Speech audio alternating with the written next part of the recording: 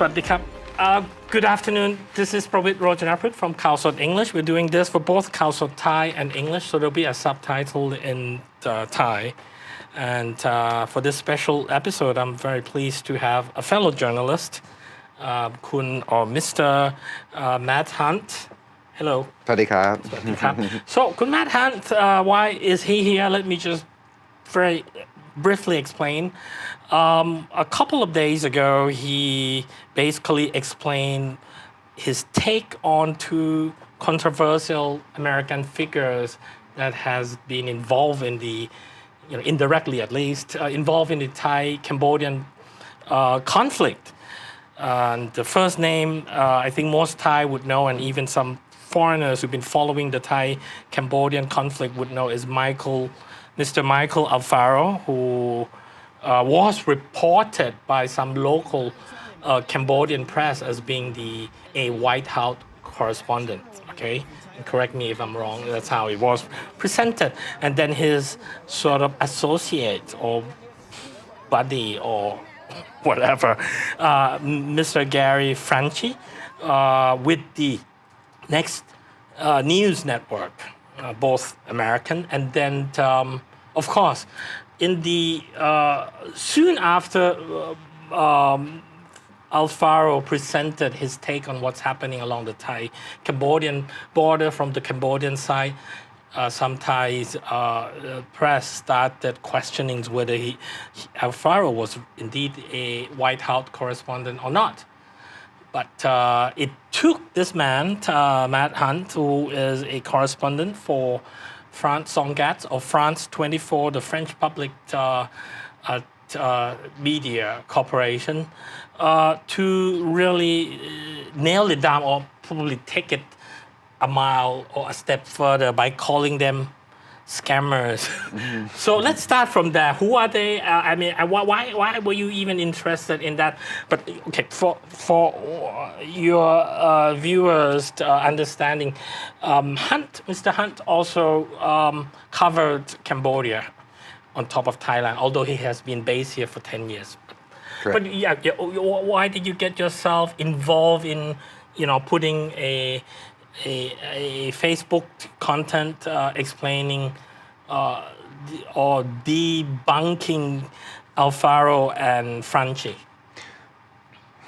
For me, it was not necessarily about them much at all. I intended to be very quick, and I had no idea that so many people would see, to be honest. But it seemed to me that from the very beginning of this that they were illegitimate. And so I had a quick look through things, and the illegitimacy just became more and more glaring, like every step that I took through the social media presence that they have. So whether it's like on Facebook, TikTok, Twitter, et cetera, and it's essentially all fake influence. And so as you had mentioned before, there was at one point they had received a White House press credential to report at the NATO summit, which I think happened earlier this year. Right. And that is true. I have verified that.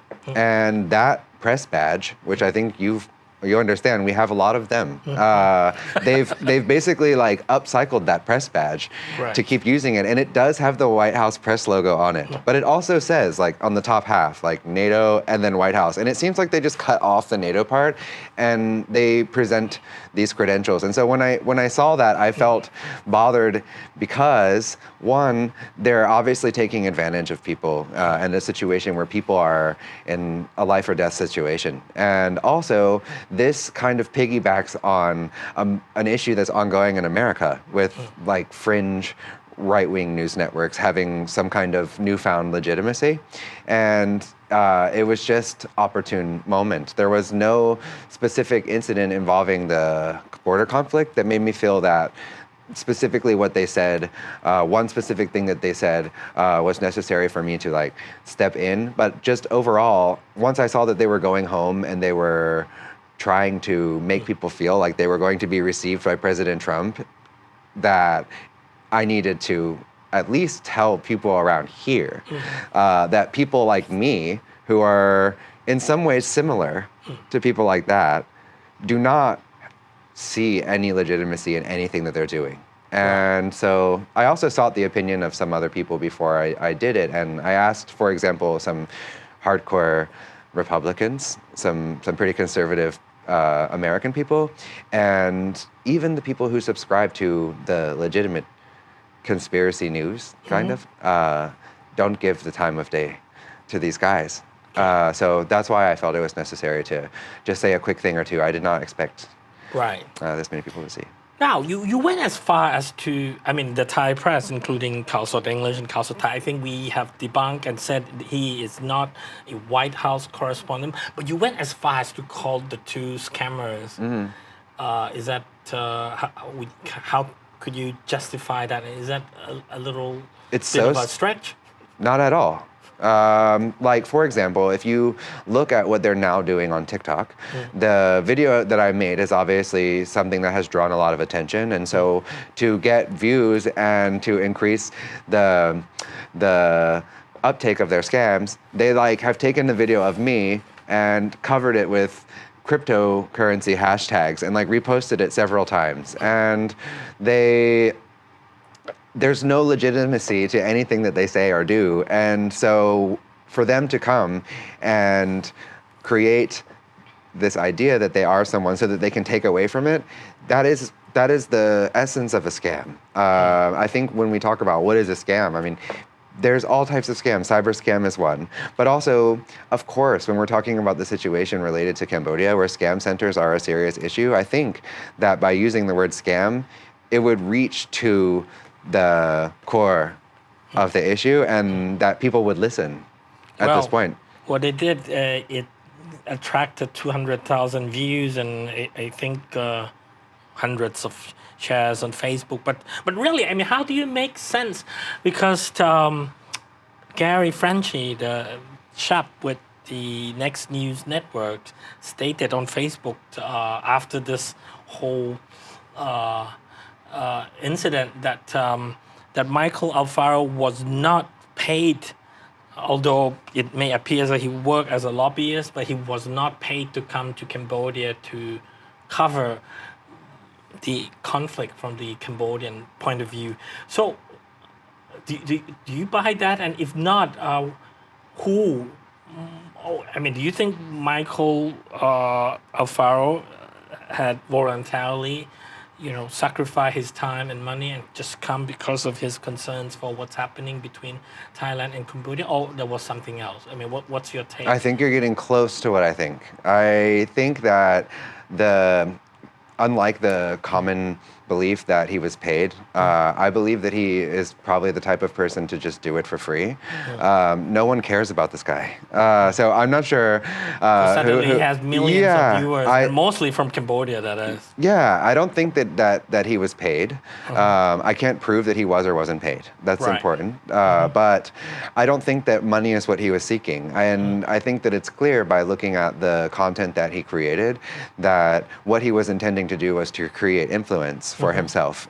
He's basically upcycling influence. And when I talked about purchasing photo opportunities with President Trump, that is just exactly in line with the type of person who would go and try to increase their influence, because I believe that probably what he wants is most likely to be legitimized by President Trump. I mean, they are, if you look at what they're doing, they're essentially crying online every day for President Trump to like their tweet or to anything for them. But there is no connection between Donald Trump and these people, except for the fundraising events that they attended. So I would say that it's the other way around. I actually believe that they pay for these things. I also believe that they probably pay for a lot of this traffic that you're seeing. The idea that bots and IO just show up without any impetus, I think is a bit of a stretch. So yeah, I think that there's nationalism at play and there's real people involved. That's why I said something. But I do also think that if you look at the basic metrics of their work, that they buy everything. I don't know where the money comes from. In fact, I would guess that they don't have much money at all. They don't present themselves as someone that has money. But if we look at it from the alternate perspective of Cambodia, the leaders of Cambodia, and the idea that they buy media, my experience with billionaires or even tens of millionaires, however much money Hun Sen has, is that they don't get rich by giving away money. Right. And I don't believe that they would have paid for a slob to stand on the border. I mean, this was low quality. If it was paid, I think that there would have been a production or a message. There was not even really a message, in my opinion. So when I think about how I work myself, I certainly would, when I have a budget to do things, you can tell. And this appears to be something that had no budget. So I'm on the other side of that. Okay, now I have two questions. You mentioned the need for journalists, in criticizing Alfaro. Actually, you mentioned the fact that journalists needs to be impartial. May I ask if you are being partial simply because you have spent 10 years in Thailand? And is there any elements of local or domestic U.S. politics being involved simply because both of the two whom you are criticizing and you yourself are Americans? No, and I think that if anyone who... And if I may interject, because we all know that there's such a bad blood between, the pro and the anti-Trump American people. It's just really toxic. Well, Thailand is not that much better in a way, but please. I think that all it takes is about 5 minutes of scrolling through my work, which now a lot of brand new people are seeing, to see that most of all of the work that I've done, because I'm here, has been around human interests, social issues, economy, neglected conflict in Thailand. I have been critical of every government I've seen, and I sit down and speak to them face to face on my channel. So I think if there's any question about my impartiality, you can just look back a couple of months when all the comments were telling me to leave, because that's how it is. And the most important thing in this question, I think, is if you have to make this a comparison of like legitimacy or credibility, you have one group of people and me, and this group of people is fighting for you to know why they are someone. What is their work? What have they done? I have not tried to explain my work once. I don't have to. It speaks for itself, I believe. And so if people feel that I'm partial about something, they could say that. But in this coverage, I have no choice. I can't go across the border right now. However, I have spoken as much as I can in a way that focuses on civilian issues for Cambodians and Thais. Right. And so the answer would be resolutely no. Now, let's just borrow your outsider's point of views, or lens, if I may, and look at what's happening between Thailand and Cambodia, particularly the press, the media in both countries. The vast majority of both the Thai and the Cambodian press are now very partisan. They're either for Team Thailand or Team Cambodia. And, if you read a lot of the local press, and let me just cite the Thai example, when they are fed with the Thai government or the Thai military information, and when even some of the informations may sound questionable, they do not even try to say,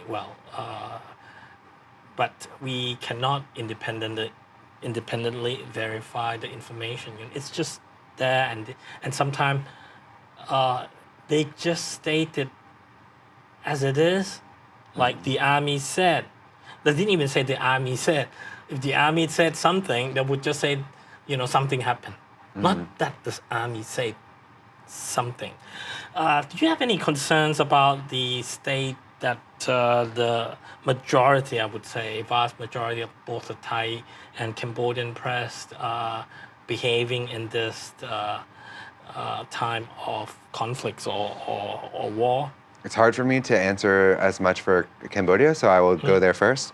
Obviously, the media in Cambodia has been greatly suppressed over a long period of time, especially in the last decade. So the ability of journalists there, I don't think is something we should focus on because they are facing intimidation, arrest, death, all types of things that they do their best. And I work with a really great network of Cambodian journalists and fixers, so I'm not going to be critical of them. I can say that from the Thai perspective, I also don't think that it's the right time to criticize them from a negative viewpoint. I think that there's so many people who are legitimately doing their best, and I attribute the issues that you just brought up about how the information is reported, how it's relayed more to the industry of media in Thailand, which is such that you have reporters that have to make 10 stories a day just to survive, and they're not paid very well. There's so many things that work against the people who you see in front of the camera. And those are the people also who are having to write the stories. I don't think that enough accountability is being put onto the editors, et cetera. I think that when it comes down to the bottom line of this story was published and the editor allowed it to be. I'm sorry, pointing at you, but I'm not the editor.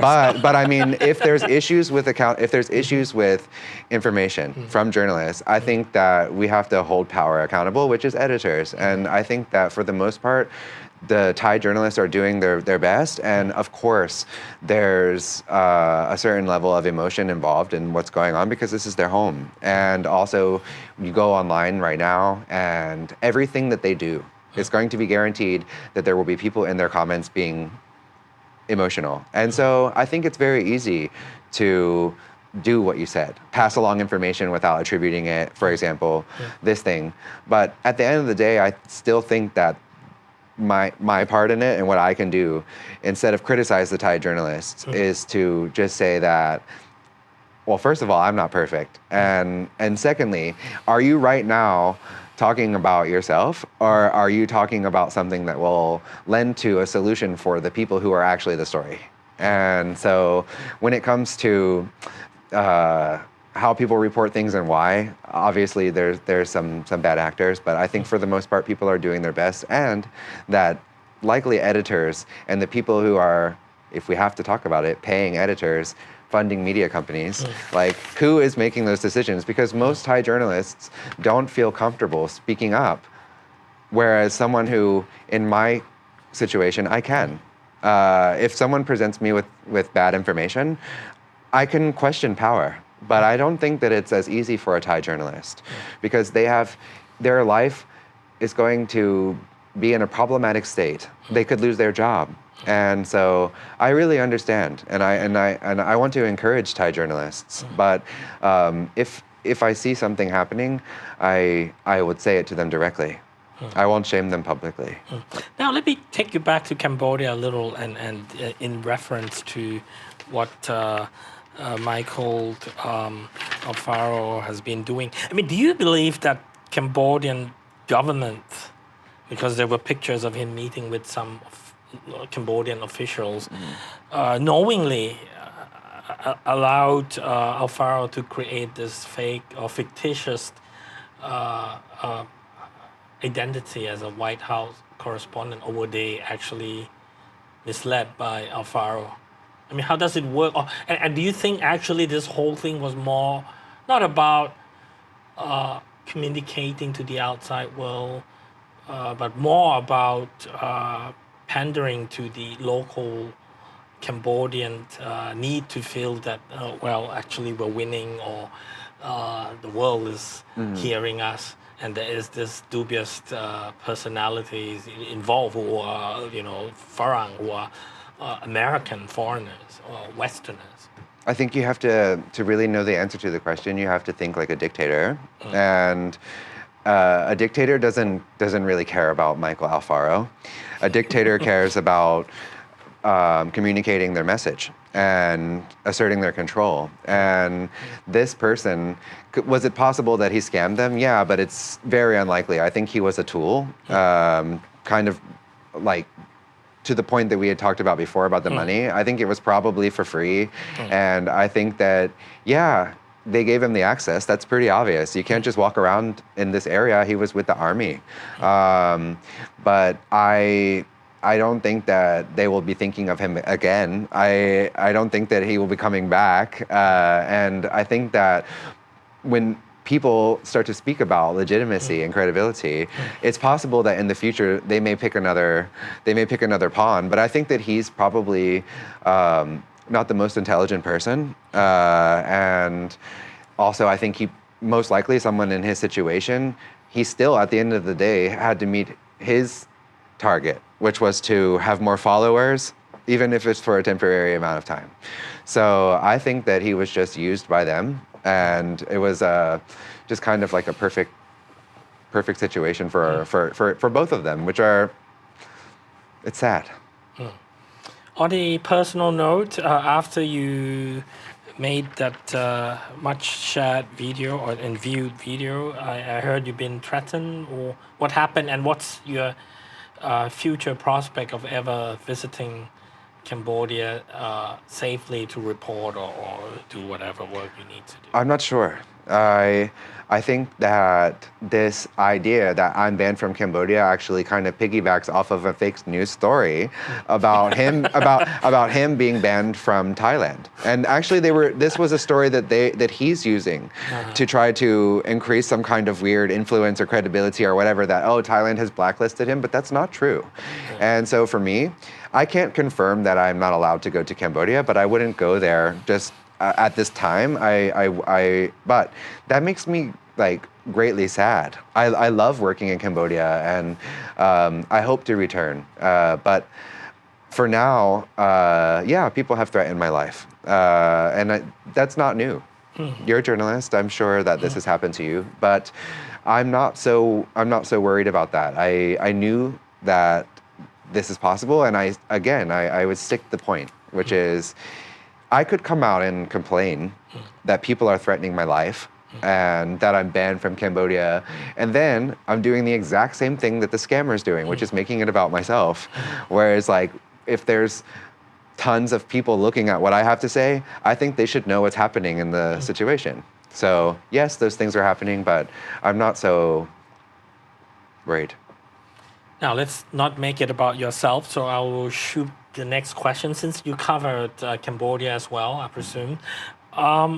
What's your reading of the situation? There's been a conspiracy theory that if Thailand was not the aggressor, then was it a provocation initiated by the Cambodian leadership, the political leaders, in order to present themselves, and we are referring to the Cambodian Senate President Hun Sen and his son, the Prime Minister Hun Manet, as the heroes who can, say no or stand the ground against the bigger neighbor, which is Thailand, and the historical aggressor. What's your reading of that? I mean, no one has a definitive answer as to what had happened to, a month ago, which was the so-called, I would call it a 5-day undeclared war, and now we are still, in a situation where the truce is very fragile 1 month on. So how do you grasp? There have been several theories floated, on the Thai side, and let me, to be fair to the Cambodian viewers, there have been theories that possibly the Thai deep state, including an element within the army, wanted to undermine the Pheu Thai, government, which is led by the Chinawat clan. So this whole thing was started in order to, for them to gain the power and the support of the public, and in which they have. The second army commander is now literally a hero, quote unquote, of, I would say, 80% of the Thai population. That would be fair. So what is your take as another observer? I like to pick your brain, and maybe you want to jump in, because I've been hearing so many theories actually. I don't give any breath to conspiracy theories when I talk. I think that all of the things that you just said are some of them would be conspiracies, and some of them with time. Conspiracies thrive because they have some element of truth, right? So, or they could be related to some element of truth. And there is some element of truth to the idea that there is a potential family feud at the top in this situation. However, as I said, I think that all of that is conspiracy theory, and I think that it is a distraction from the really serious issues that hundreds of thousands of people cannot go home.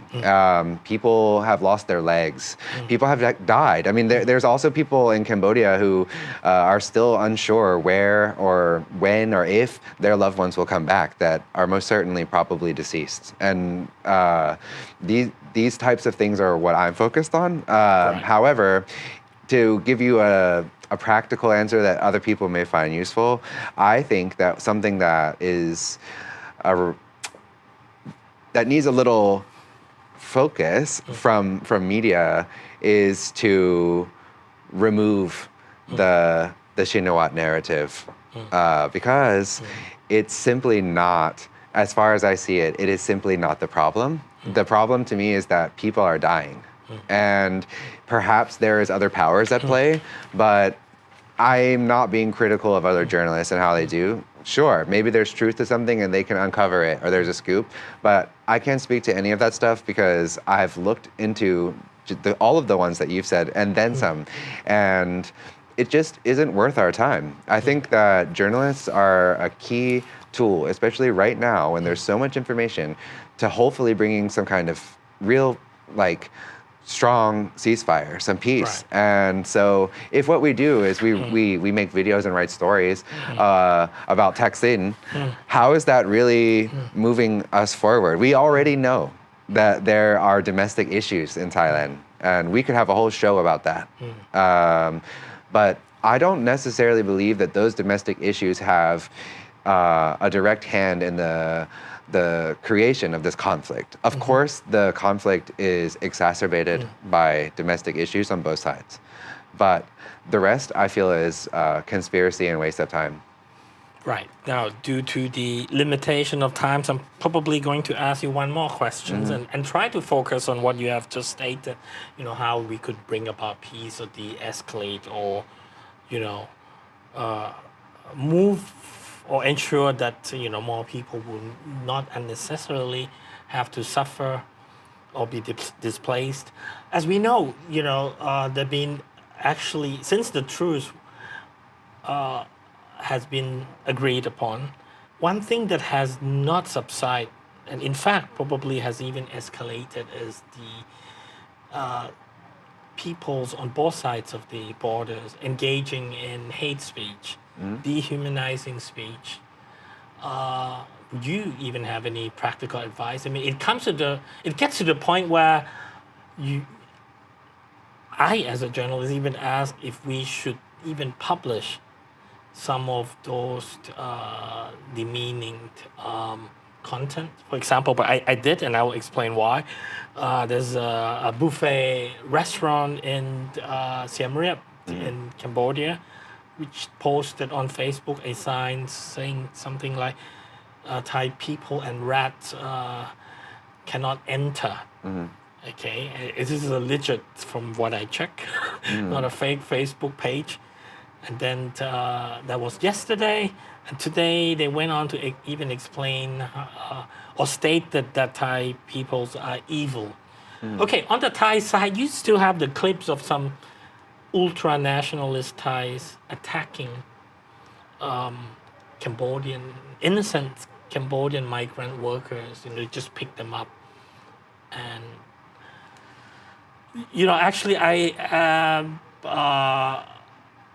in a way, I see the concerns that if we talk about it, publish it, it could fan further hatred. But on the other hand, if we do not do it, at least to a certain point and with some sort of, responsible way of framing it, we would be in denial that this is an unprecedented conflict, I would say, between the two countries in I would say, in modern history, or at least over the past few decades. I would go even beyond that. And that there are now people in both countries, we're talking about citizens and perhaps even some journalists, who wish to see a total war or total hatred between every Thai to every Cambodian, every Cambodians to every Thai. Now you've been embedded in Thailand for 10 years, and I think you have seen quite a bit of what's happening on both sides of the divide. Is there any practical advice, or I mean, what do you make of it? And this thing is still, For me, I think it's that still rolling, Yeah, free but- fall around the clock. I think that you are correct that it should be reported on. I think that that nationalism exists is so important, and to deny that there isn't nationalism is scarier than saying it. However, as you said, the responsibility is on the journalist of how they present it, right? And for me, for example, just like what you've said, I have taken pictures of some graffiti in Bangkok that basically is a wanted poster of Hun Manet, saying that they're war criminals. And there was people that were saying that I'm biased for showing this. However, when you write captions for news, I think it's quite simple to just state exactly what you see and put it there. And not engage with the people who turn it into. Of course, there's going to be people that come and they react to the message, but it is your responsibility to just say what it is and where it is, and to make sure that it's real. I think that if we ignore that there's nationalism, that there's racism, that there's all types of things. I mean, corruption, if we just ignore those things, what are we here for?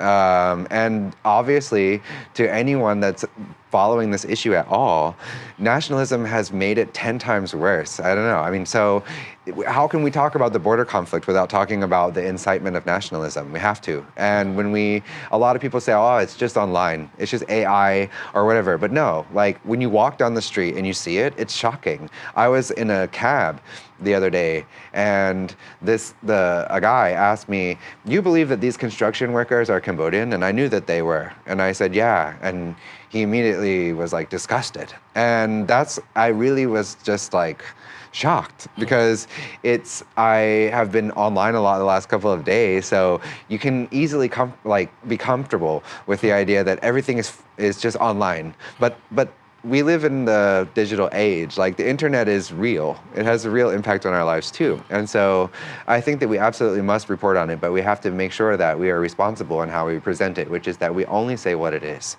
And if people, like you're asking me now, ask me about nationalism, I think that we have to talk to our friends. We have to talk to our loved ones. I have friends who are journalists, Thai journalists, who have crossed the line. And I speak to them about it in a way that comes from a place of compassion, because I don't want that to happen. And when I see that someone is becoming nationalist themselves, that means that it's effective, that it's actually getting not just people seem to assign the idea of stupidity or that lack of education, that people who are affected by nationalism, just them. But no, I know extremely smart nationalists. And to be able to conduct very coordinated, effective campaigns of nationalism, you have to be smart. And also to battle them, you have to do it responsibly and with care. And so I think that it's important, yeah. Well, with that note, I appreciate your time, Khun Mathant. Thank you for joining us here at Khaosod English. This is Pravit Rojanaphruk signing off. ขอบคุณครับ ขอบคุณครับ Thank you.